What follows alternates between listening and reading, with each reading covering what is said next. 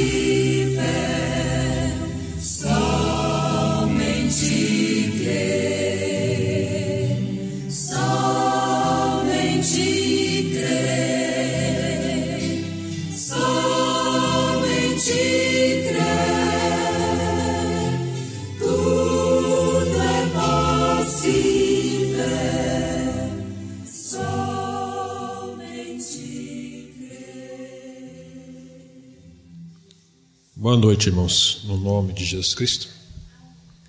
Vamos nos colocar em pé, então, e ler a escritura que foi anunciada.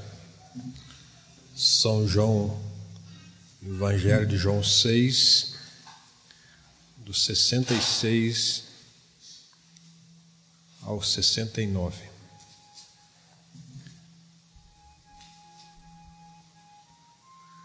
Boa noite aos irmãos também que estão conectados conosco. Já temos informação que a Rúbia e a Elisa estão nos ouvindo. Deus as abençoe. São João 6, 66. Desde então, muitos dos seus discípulos tornaram para trás e já não andavam com ele. Então disse Jesus aos 12: Quereis vós também retirar-vos? Respondeu-lhe, pois, Simão Pedro: Senhor, para quem iremos nós? Tu tens as palavras da vida eterna, e nós temos crido e conhecido que Tu és o Cristo, o Filho de Deus. Amém. Pai Celestial, nós também temos crido e conhecido que Tu és o único Deus verdadeiro, Pai. Os mesmos motivos pelos quais Pedro não quis retirar, nós também não queremos retirar da palavra, Pai, da mensagem, porque a mensagem é Cristo para nós. Ela surte o mesmo efeito que o Senhor surtiu na vida deles, Senhor. E nós não temos dúvida acerca disso, ó Pai, que a mensagem é a verdade, Senhor. Nós não tropeçamos nisso, nós não escandalizamos em dizer que o Teu profeta veio revelar isso para nós, Senhor. E nós nos consideramos pessoas privilegiadas por ter os nossos ideais conquistados e crer numa mensagem tão profunda e tremenda como esta, Senhor. Então o Senhor nos ajuda, Senhor, para que, se há alguma falta em nós, a mensagem venha nos corrigir, Senhor. Venha nos ajustar, venha nos endireitar na Tua presença, Senhor. Nós oramos com pedido perdão dos nossos pecados, Senhor. Em nome de Jesus Cristo, o Filho de Deus. Amém, Senhor. Amém. Graças a Deus. Nós estamos a par daquela história, daquela irmãzinha que queria muito que o seu pai fosse à igreja.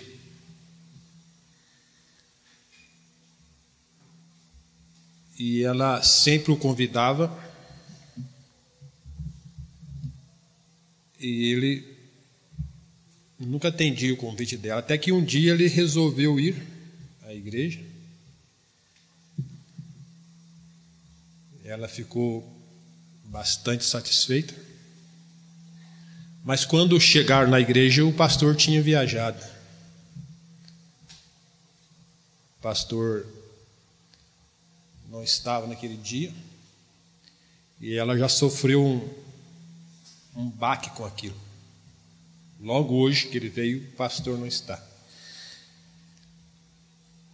E o dirigente iniciou o culto, anunciou que o pastor estava viajando, e ele, sem ter uma mensagem preparada para pregar, começou a ler o livro da genealogia. E enquanto isso, a moça estava ali nervosa.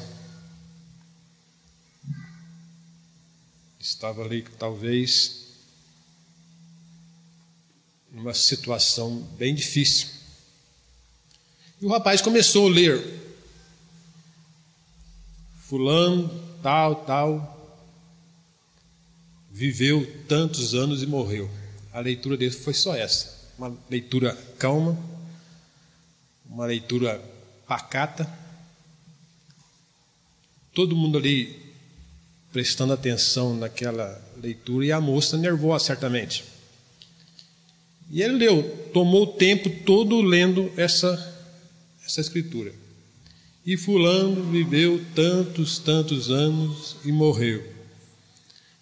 E fulano viveu tantos anos e morreu. E a moça ali, certamente cabisbaixa. E quando o culto terminou, ela saiu insatisfeita. Talvez pensando logo hoje, o pastor foi viajar. Talvez até dizendo as coisas ruins do pastor. O certo é que ela foi embora, o velho também se levantou e foi. Ela chegou em casa, perguntar se ele tinha gostado do culto, ela mesma não tinha gostado. Não tinha comentário, não tinha argumento. E ela arrumou, foi se deitar, e seu pai também. E quando deu lá pela meia-noite e meia, quase 1h, o seu pai vai até o seu quarto e a chama. E diz: filha, eu não consigo dormir. E ela pergunta: o que foi, papai? Não sei, alguma coisa está me perturbando, eu não consigo dormir. Ela disse: o que foi, papai? Não sei, aquilo que aquele rapaz estava falando lá, que viveram tantos anos e morreram, e outros viveram tantos anos e morreram.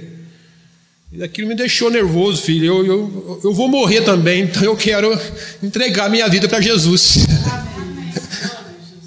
Eu quero me entregar para Jesus. Aí ela foi entender que às vezes a gente traz alguém na igreja, está muito raro essa questão, e a gente quer que as pessoas ouçam aquilo que a gente quer. Não é isso? Ela levou o seu pai para a igreja. Talvez se ela pudesse conversar com o pastor, ela falava: fala isso, fala aquilo outro, ele precisa de ouvir isso. Mas na verdade, Deus encaminhou tudo certinho, fez o pastor viajar, porque ele precisava ouvir exatamente aquela palavra. É aquilo que ele precisava de ouvir. Então, nós vimos essa passagem aqui, que Jesus o seu ministério estava recente, e eu creio que Pedro fez uma grande campanha evangelística, convidando essas pessoas para assistir o culto naquele dia. Através das inferências a gente pode pensar nisso. E ele conseguiu convencê-los a ir no culto naquele dia. Pessoas de uma boa reputação religiosa, eram discípulos. Talvez Pedro ficou todo realizado, né, dizendo: eu consegui trazer 70 discípulos aqui no culto hoje. E talvez todo ali, não como aquela moça, mas agora todo inchado, todo jactancioso. Fiz uma grande obra para Deus hoje, consegui trazer bastante gente na igreja. Aí inicia-se o culto, canta os louvores. Vamos receber o pregador agora. Canta-se o Somente Crer. E lá vem Jesus. Iniciou o culto dizendo: eu sou o pão que desceu do céu. Quem não comer da minha carne e não beber do meu sangue, não tem parte comigo. E eu talvez já dei uma olhada para André, para João, pô, o negócio está estranho aqui hoje. Talvez ele disse: não era isso que eu queria que essas pessoas ouvissem. Não era isso.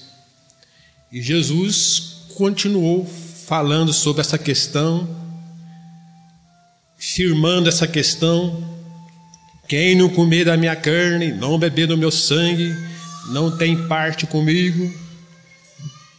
E aqueles convidados foram ficando incomodados com aquilo. E Pedro também. Ele viu que entre eles havia aquele zuzunzu, um olhando para o outro, uns cutucando o outro, perguntando o que significava aquilo. E um olhava para o outro, não entendia nada, e um teve coragem de levantar, e quando um levantou, todos eles levantaram. Jesus pregando ali, e eles viraram as costas e foram embora. E eu penso que a situação de Pedro ali foi pior do que essa moça que levou seu pai. Ué, eu trouxe esses homens para encher a igreja, trouxe esses homens para ouvir a palavra, e ele fala umas coisas dessas, coisas tais que nem eu entendo. Eu nunca ouvi ele dizer uma coisa dessa. E Pedro ficou talvez irado com essa situação. Eu fui de casa em casa, convenci-os a vir, e eles vieram. E agora, o que eu vou falar para eles? O que eu vou perguntar para eles? Se eles gostaram do culto, se eles sentiram bem? Porque eles não aguentaram nem terminar o culto, já foram embora. E ficou aquele debate entre ele mesmo, dentro dele, consigo mesmo. E Jesus desce da plataforma e vai em direção a ele, talvez para cumprimentá-lo. E Jesus olha no olho de Pedro e diz: Pedro, você não quer ir também? Você não quer retirar também? Aí Pedro entendeu, irmãos, que ele talvez pensou: eu preciso levar gente lá para apoiar Jesus. Ele está começando o seu ministério agora, ele tem pouca gente seguindo ele, eu preciso apoiá-lo, ajudá-lo. Mas quando Jesus olha para ele e diz: Pedro, você não quer retirar também? Pedro entendeu que Jesus não precisava do apoio dele, mas que era ele que precisava do apoio de Jesus. Ele ficou, eu pensei que eu estava fazendo alguma coisa para ajudá-lo, e é eu que preciso ser ajudado por ele. Então ele disse: Senhor, para quem iremos nós? Ou para onde iremos nós? A quem recorrermos? Irmãos, e isso não era falta de opção, não. Às vezes você fazer uma coisa porque você não tem opção, mas você ter opção e fazer aquilo é diferente. Pedro tinha muito lugar para ir, sim, se ele quisesse. Talvez ele receberia até um cargo em alguma sinagoga daquela lá. Os sacerdotes chegariam a ele e dizeriam: olha, se você negar Jesus, virar as costas para ele, nós arrumamos uma boa colocação para você aqui.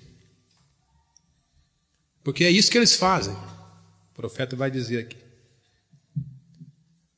Eu estava atendendo um irmão lá em Lavras, e uma família estava frequentando a igreja lá, o culto.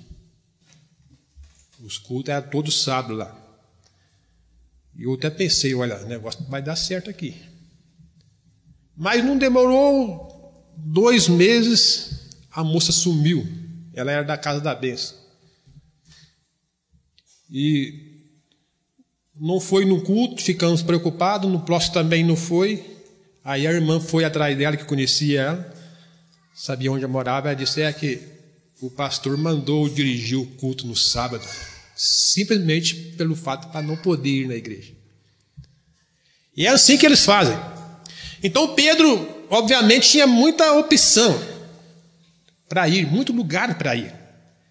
Mas a questão é essa: Senhor, eu posso ir para uma igreja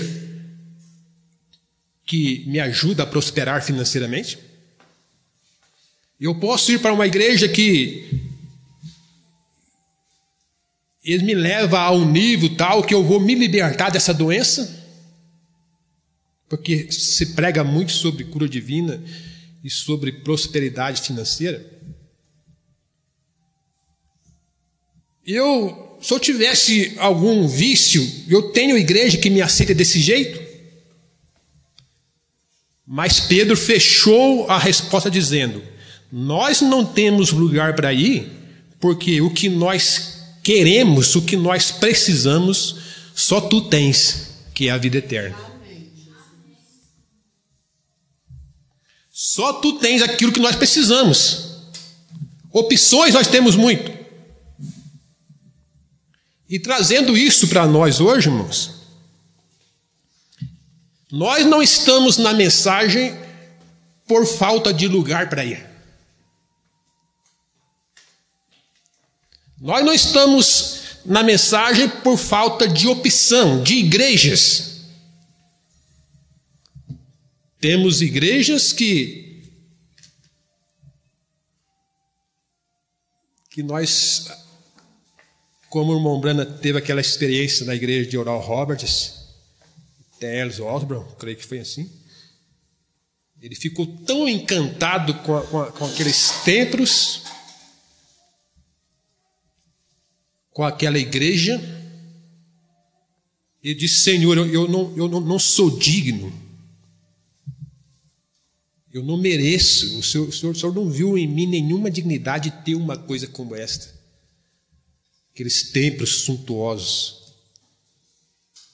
E quando ele sai daquele templo, Deus põe a mão no ombro dele e disse: essa é a porção deles, mas eu sou a tua porção. Então o templo, igrejas, se nós fôssemos analisar por igrejas, por templos, nós somos mais miseráveis. Mas o que eles têm para oferecer? O que eles podem dar? Foi construído a cópia do templo Salomão, um super sinal do século 21. Mas quando Salomão edificou o templo, foi a glória do Senhor que desceu lá. Não foi a glória política, não foi a glória religiosa. Então a diferença é muito grande. Então nós não estamos crendo na mensagem por falta de opção. Nós somos livres para ir a qualquer lugar que nós desejamos, mas nós, tal como Pedro, não negamos a mensagem, porque só a mensagem tem aquilo que nós precisamos, que é a vida eterna. Que é a vida eterna. Então, lembrando na mensagem, para que iremos nós? Ele diz aqui no parágrafo 23, vocês sabem, as pessoas hoje são bastante como eram naqueles dias, naquele dia. As pessoas caminham sem saber para onde estão indo e parece não se importar. Não importa. Simplesmente a vontade para irem onde quer que queiram, como as pessoas que vivem em busca do prazer. Se elas estão sentindo bem, você não convence ela a mudar. Você não convence ninguém a parar de beber porque ele se sente bem bebendo. Não convence ninguém a parar de fumar porque se sente bem fumando. Não convence ninguém parar de mentir, porque ele se sente bem. Desde que ele está sentindo prazer, ele não está preocupando com nada. Não está preocupando com família, não está preocupando com o seu próximo. Anda a 180 fazendo rachas na cidade, sabendo que aquilo pode matá-lo ou matar muita gente, mas ele está tendo prazer, ele não está importando. Ele não está, como diz, não está nem aí para o que der e o que vier, desde que ele esteja sentindo prazer daquilo ali. Então o mundo lá fora está desse jeito. As mulheres nuas, com seus cabelos cortados, pintadas, com a Bíblia debaixo do braço, e isso para elas são coisas prazerosas, e você nunca as convence que elas estão erradas, desde que ela está sentindo prazer naquilo. E por causa de meia hora de prazer, Eva colocou o mundo na situação que está, de morte. Por causa de poucos minutos de prazer, as pessoas dizem, depois nós vemos o que vai acontecer. Aí perde família, perde mulher, perde marido, perde pai, perde mãe, porque as consequências vêm, simplesmente por causa do prazer.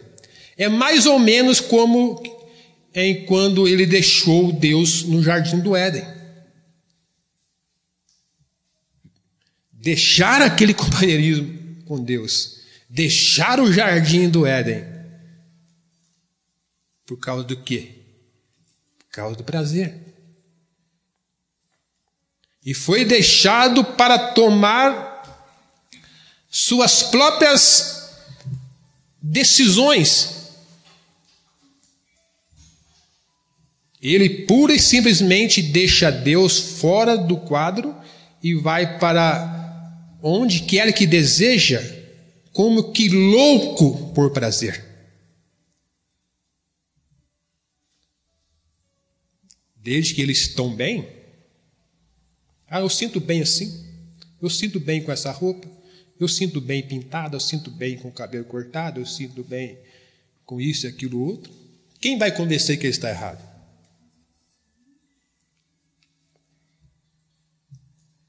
E ele não mudou muito em seu ponto de vista, o homem. Ele não mudou muito em suas ideias. Ele ainda quer sua religião de folha de figueira. Vocês sabem, ele quer fazê-la ele mesmo e cobrir-se a si mesmo e afastar-se como, mais ou menos, eu diria, mais ou menos como alguém que está satisfeito, que satisfaz a si mesmo, se essa palavra soa de modo insensato. Ele está se fazendo crer que está satisfeito, quando no fundo da sua alma ele sabe que está errado. Estão ali bebendo, está ali divertindo, está ali prostituindo, está adulterando, está jogando, está diante das suas televisões, diante das suas novelas, tendo prazer naquilo ali, mas lá dentro, na sua alma, ele sabe, eu estou errado, eu estou errada.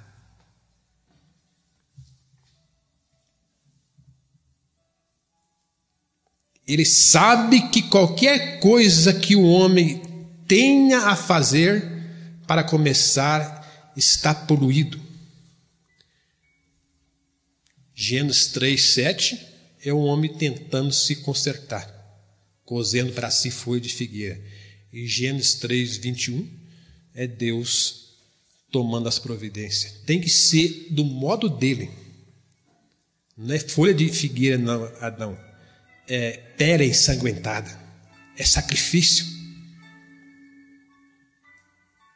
Ele sabe que qualquer coisa que um homem tem a fazer para começar a estar poluído, e ele não conseguiria nem mais um pouco salvar-se do que saltar para a lua com o cadarço da sua botina.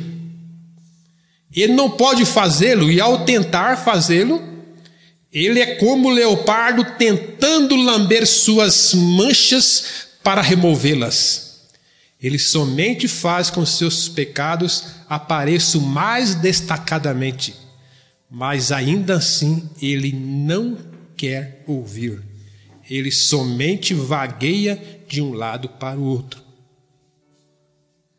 Mas Pedro, naquele dia, pôde responder como muito de nós nesta noite. Ele tinha encontrado algo diferente. Ele tinha encontrado Jesus, e ele sabia que ali estava algo mais do que apenas vaguear. Eu estava sentado aqui e estava pensando: meu Deus, o que eu estou fazendo aqui? Eu vim aqui para dizer, eu fui ao culto, para dizer, eu estive lá, para dizer, você me viu na internet? Não, nós viemos aqui, irmãos, adorá-lo. Nós viemos aqui agradecê-lo. Nós falamos sobre o ambiente domingo. Nós estamos aqui no ambiente sagrado. Nós viemos aqui como mortais para ter uma conferência com o Deus imortal.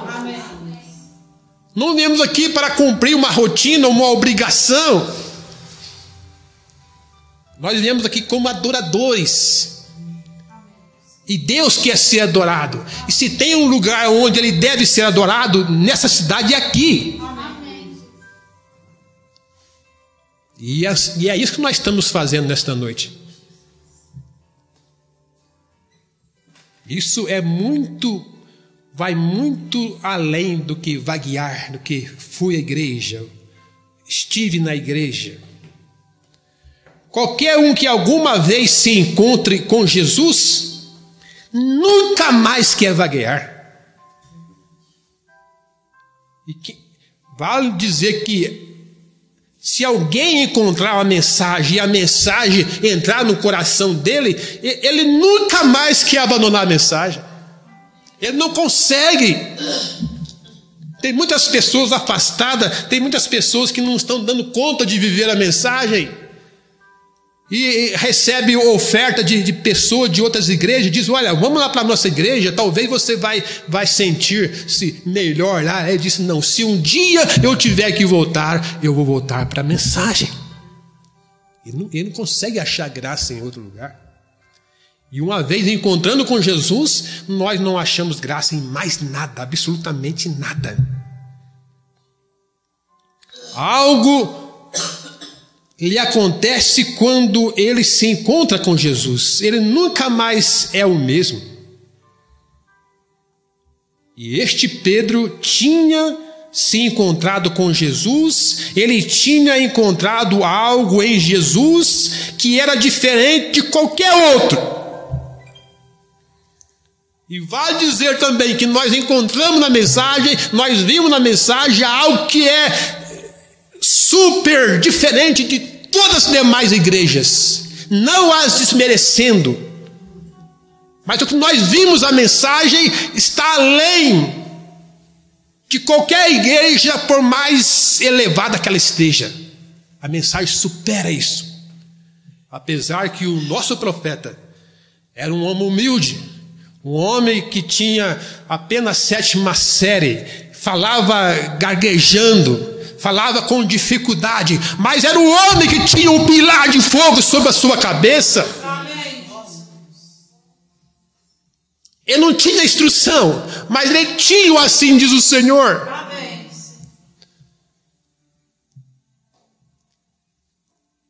E a mensagem me mudou. E ela te mudou. E se há algo excedente, ela vai mudar. A mensagem vai ter que entrar em nós, vai ter que tirar tudo que não é conveniente. Ela vai ter que tirar. Nós vamos ter que sangrar ainda. Nós vamos ter que chorar. Mas se somos eleitos, se somos predestinados, a mensagem vai nos colocar pronto para o rapto. Em condição de ser raptado. Porque olhando para nós não vemos essa condição em nós. Mas quando nós olhamos para o recurso, nós vemos que há sim possibilidade. Basta deixar ela entrar em nós.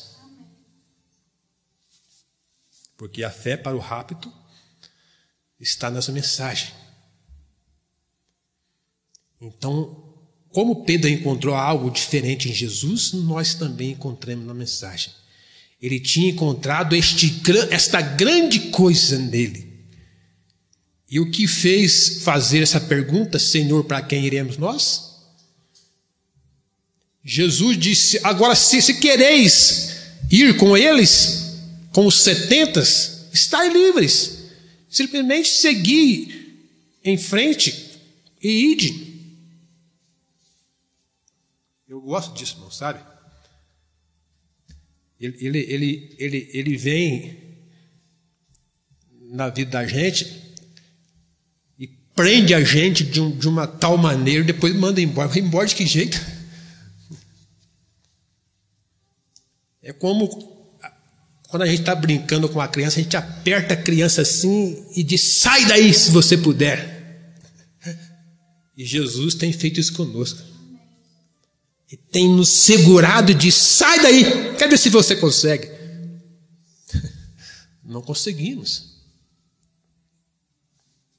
Se Pedro estivesse realmente solto, você acha que ele ia dizer isso para Pedro?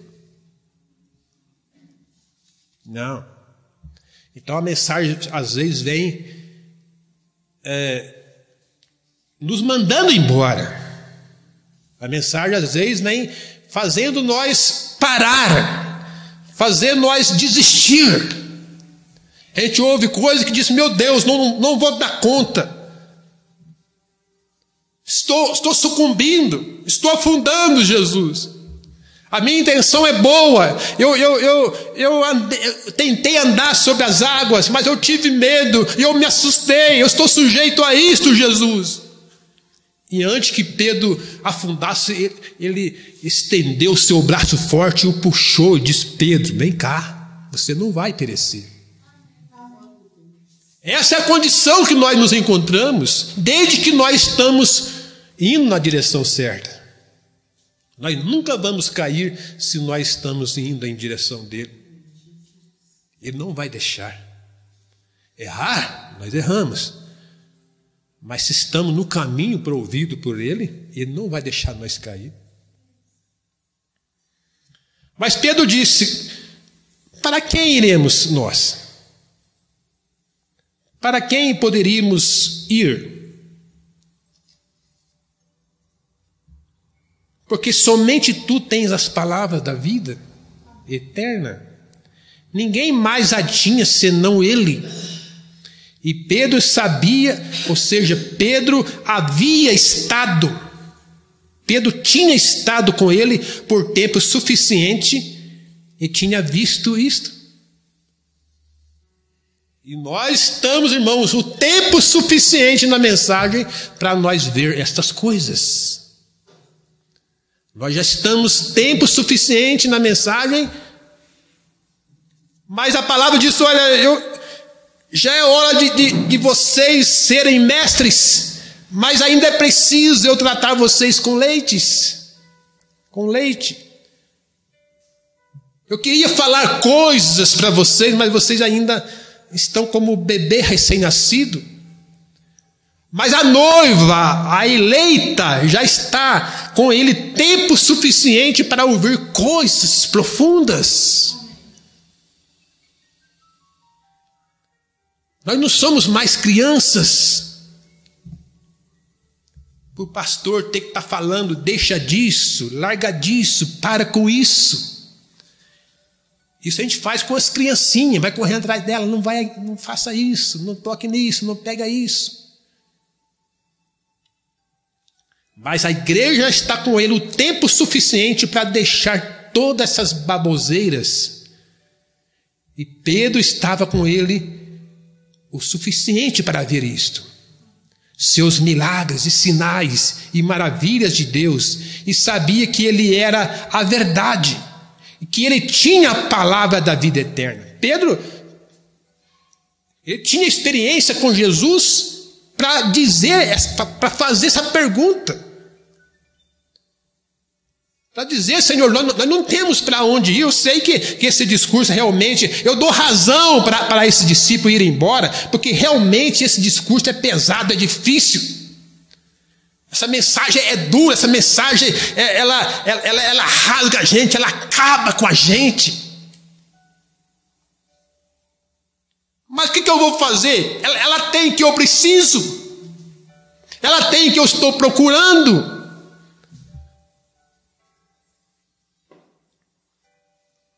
Então, quanto mais ela acabar com o ego, com o eu, mais eu vou ser abençoado. Mais eu vou ser abençoado. Se somente pudesse ficar com ele o suficiente para reconhecer isso,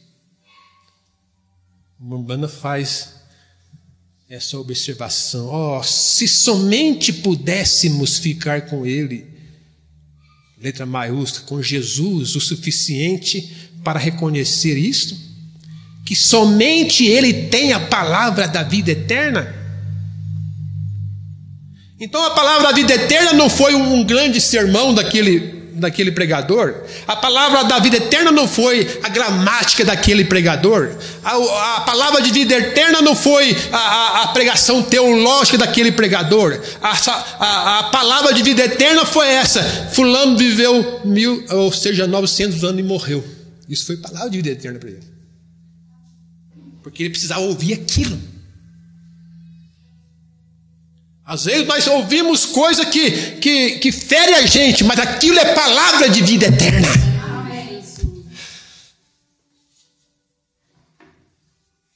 Ele disse para aquele pecador: vai e não peque mais. Aquilo foi palavra de vida eterna para ela.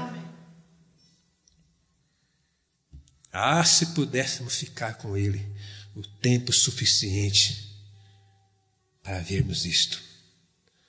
Agora uma banda pergunta: o que Jesus tinha que era diferente do que qualquer outro?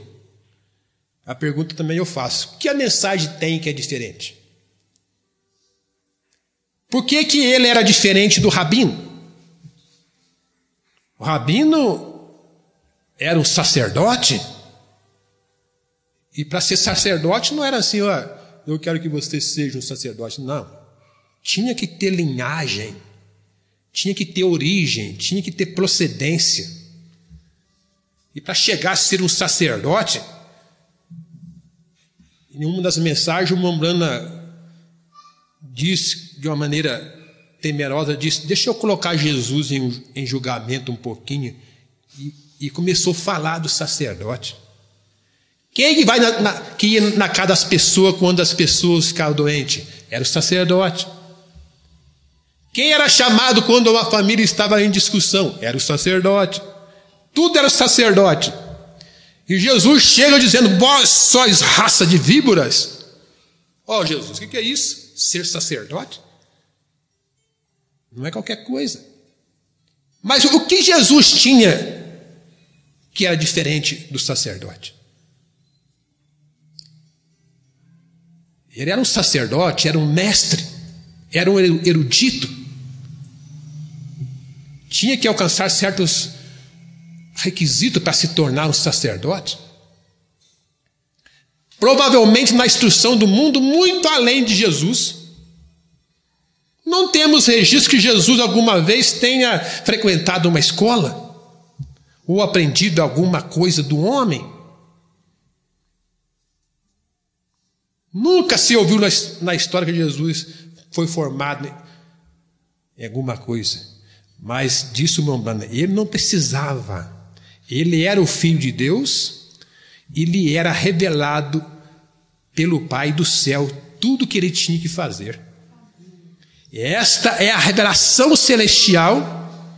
Tinha causado tal impressão nesses discípulos que Pedro chegou a dizer: para que iremos nós? Para que iremos nós para encontrar isto? E é simplesmente tão real nesta noite. Veja agora. Para onde iríamos nós para encontrar isto, se nós não viéssemos a Ele? Para onde ir? Ou se nós quisermos encontrar movimento, se nós quisermos encontrar corais, bandas, quisermos encontrar um grupo liberal, pessoas se dizendo evangélicas, mas fazendo coisas incorretas, cantando os seus hinos, os seus rocks evangélicos na igreja, e tantas coisas, isso tem demais. Isso está sobrando. Esse caminho largo está ficando apertado de tanta gente que está. Era para ser o contrário, o caminho largo era para ter espaço, mas o caminho largo está apertado. E o caminho estreito era para estar apertado, mas está faltando gente ali. Porque o caminho estreito é poucos que seguem ele. Mas nós vemos na mensagem a mesma coisa que Pedro viu em Jesus. E o irmão Branham enumera aqui 7 coisas pelas quais Pedro não abandonou Jesus.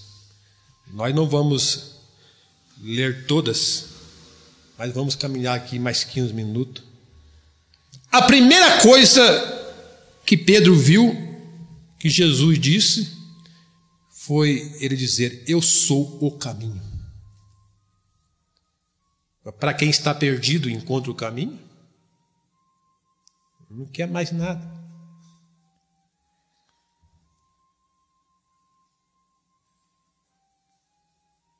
Ele disse: eu sou o caminho.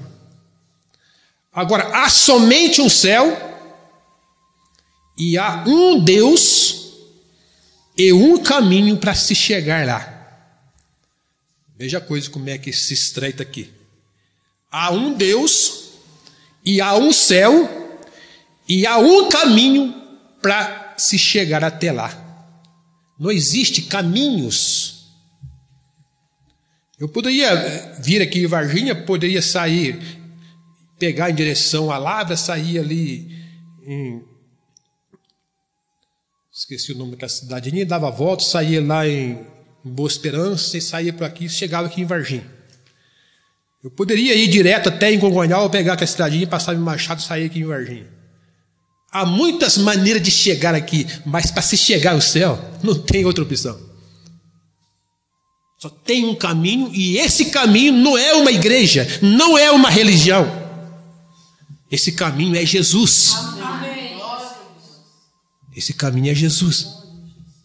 Não tem uma segunda opção. Mas não tem um jeitinho de dar, mesmo que seja difícil, dar uma volta por lá. Não existe. Não existe atalho. Não existe nada.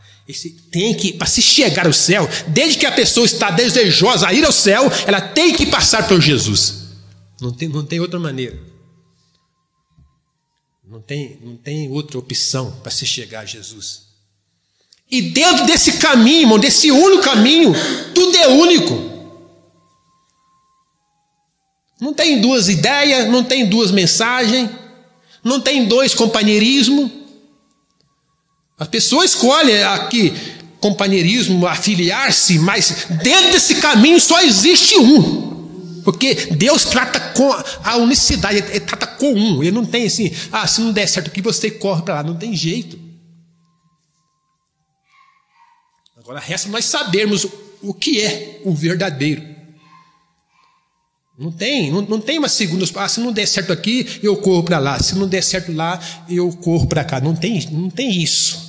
Dentro deste caminho, dentro do conceito, da mensagem até, existe companheirismo A, companheirismo B, e uns que criam assim, outros que criam da maneira, uns é mais liberal, outro é mais radical, são legalistas, o outro são solto demais, mas para se chegar ao céu só tem um companheirismo.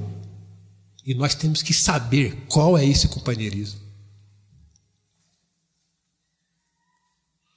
Não tem jeito de nós ir para o mesmo lugar, você num e eu no outro. Se nós vamos chegar no lugar, nós temos que entrar no acordo, nós temos que entrar em consenso, nós temos que estar unidos, porque se nós estamos indo para lá, o caminho é esse. Existe motivos para deixar. Quando Moisés pegou o povo para tirar do Egito, para estabelecê-lo em Canaã, ele pregou a mensagem e saiu, atravessando o deserto. E ele foi cumprindo o assim diz o Senhor, guiado pela coluna, de noite a nuvem de dia, ele seguia a coluna. Mas o povo não estava satisfeito com aquilo, o povo não estava gostando daquilo. E quando o povo não está satisfeito, sempre aparece alguém para ajudar. Dá uma opção. Não estou concordando com Moisés, não estou gostando do jeito dele agir, não estou de acordo com ele, não. Aí foi fermentando, logo surgiu um grupo. Aí apareceu o pastor para aquele grupo, Datã. Teve companheirismo com Coré e Abirão. Irmãos, as pessoas tinham razões para deixar Moisés. Tinha sim. Se fosse levar ao pé da letra, eles tinham razões para abandonar Moisés. E foi o que fizeram, com razões. E ele é muito radical, ele é legalista, ele errou, ele fez isto e aquilo outro. E cada dia os cultos deles, entre aspas, era mais abençoado do que o de Moisés. Porque o Moisés, quando ia pregar, citava a lei, citava a Bíblia para eles. E já eles começaram a entretê-los com conhecimento, com sabedorias. E as pessoas diriam, o culto hoje foi uma bênção. Mas, ouvindo Datã, ouvindo Coré, ouvindo Abirão pregar, e dizia, o culto hoje foi abençoado. Viu como gritaram, viu como pularam, viram como dançaram no Espírito. E Moisés continuou seguindo, sem olhar para trás.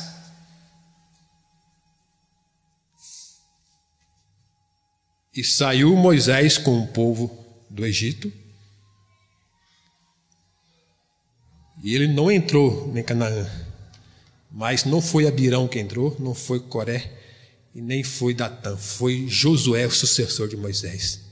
Saiu um companheirismo lá e entrou um companheirismo lá. O resto pereceram no deserto. O resto a terra abriu e os engoliu. Então Pedro tinha essa convicção e nós temos que ter essa convicção para saber no que temos crido, o que estamos seguindo, para onde estamos indo. Nós não estamos vagueando de um lugar para o outro. Nós não estamos iludidos mais em termos religiosos, porque nós sabemos em quem temos crido. E sabemos que Ele é poderoso para nos ajudar. Sabemos o que a mensagem significa para nós, ao ponto de a pessoa possa oferecer o que quiser, cargos, dinheiro. O próprio irmão Blanda passou por essa experiência. Você vai ganhar, parece que é $50 mil por mês. Você vai ter um avião para te levar de cá para colar. Você vai ter mordomia. Você vai ter recurso. Mas mas disse: não pregue essas coisas, não implique com as mulheres. Ele disse: eu vou deixar tudo isso, eu vou comer bolacha de sal e beber água, mas eu não vou negar essa mensagem, não vou negar a palavra. E nós somos seguidores de irmão Branham. Nós somos seguidores dele porque ele estava seguindo Jesus. Coisa boa. Nós somos seguidor dessa mensagem. Então, por onde o irmão Branham passou, a igreja também passa. Para que onde ele estiver agora, nós também possamos estar. Porque nós cremos que ele está lá. Nós cremos que ele está num bom lugar. E é para este bom lugar que nós estamos indo.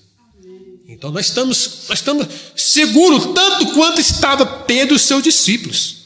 E nós sabemos que para sair dessa dimensão, que é uma coisa aparentemente impossível, cientificamente impossível, tem que crer nessa mensagem. Tem que deixar essa mensagem entrar em nós e gerar em nós o que precisa ser gerado, mudar em nós o que precisa ser mudado. Pedro, para dizer isso, ele não estava simplesmente simpatizado com Jesus, mas ele sabia o que estava falando quando ele disse isso. Ele sabia que havia tido uma mudança, havia tido uma transformação na vida dele. Tinha acontecido alguma coisa nele, tal qual tem acontecido conosco também. A mensagem entrou em nós, você já não tem os mesmos pensamentos mais, você não tem mais os mesmos desejos mais. Aquilo no qual você tinha prazer, aquilo é nojo para você agora. Você não sente prazer mais nessas coisas, porque a mensagem mudou você. Pai Celestial, nós também dizemos, como Pedro, para quem iremos nós? Para onde iremos nós, Senhor? Deus, porque o que nós queremos, nós encontramos na mensagem, Senhor. Palavras duras, discursos difíceis, como eles disseram para Jesus. Duro é esse discurso. E todos eles tiveram motivo suficiente para ir embora, Senhor. Mas nós não temos, Senhor. Nós não temos para onde ir, Senhor. Nós não temos. A mensagem mexe com nós. Mexe na nossa mente, mexe na nossa casa, ela mexe em tudo em nós, Senhor. Tudo que nós temos, a mensagem mexe para causar uma mudança. Mas uma coisa é certa, nós não queremos deixar ela, Senhor. Nós não queremos deixá-la. Porque atrás disso tudo tem rapto, tem milênio, tem bodas do Cordeiro. Atrás de tudo isto, Pai, tem pátria celestial. Oh, tem eternidade, Senhor.